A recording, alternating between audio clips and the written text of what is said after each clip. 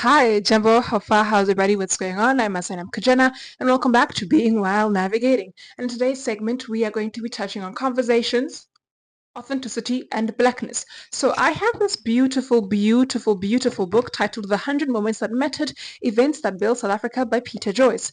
And per video, I'm going to be sharing a moment that mattered in South Africa. In today's video, we are going to be looking at the first part titled The Footprints. Now, this light is definitely quite bright, and I'm struggling to see the book, which is quite crazy, right? So, the first part today, we're going to be discussing the first people slash Sen, Khoi, and Bantu. I definitely cannot see what is on the book. Okay, so we have the first people, the San and the Khoi, and I think we've learned about the Khoi in grade 4.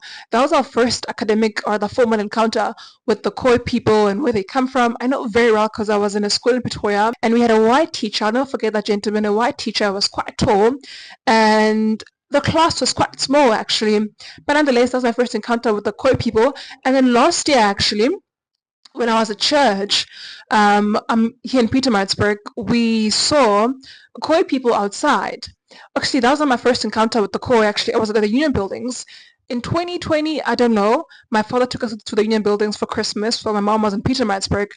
And we were at the Union Buildings, and these Khoi people, that sounds so wrong, but the Khoi, were, I guess, protesting or demonstrating at the Union Buildings to try and get the president's attention because now they're not recognized the way that they want to be.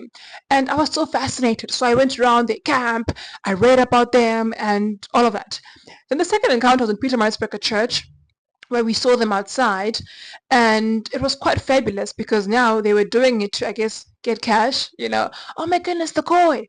They're wearing their traditional wear, of course, the skin, and I'm not sure if I'm not sure what those prickly things, what animal they come from, but yeah, so pretty. I took pictures of them. I think I'll put them in here. I took pretty pictures, and I just found it quite fun. Last year, my father told us that we have a Khoi ancestry.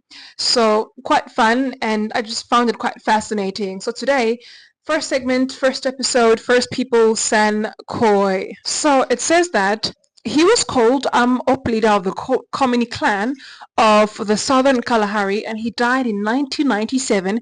He was noted for the music he made with his mouth bow, for the long memories on his mind, and for his revealing name, which means survivor, and was given him by his parents, who had escaped from German colonial Bushman hunters in 1899. His passing was mourned by a leading musicologist who said his personal song was the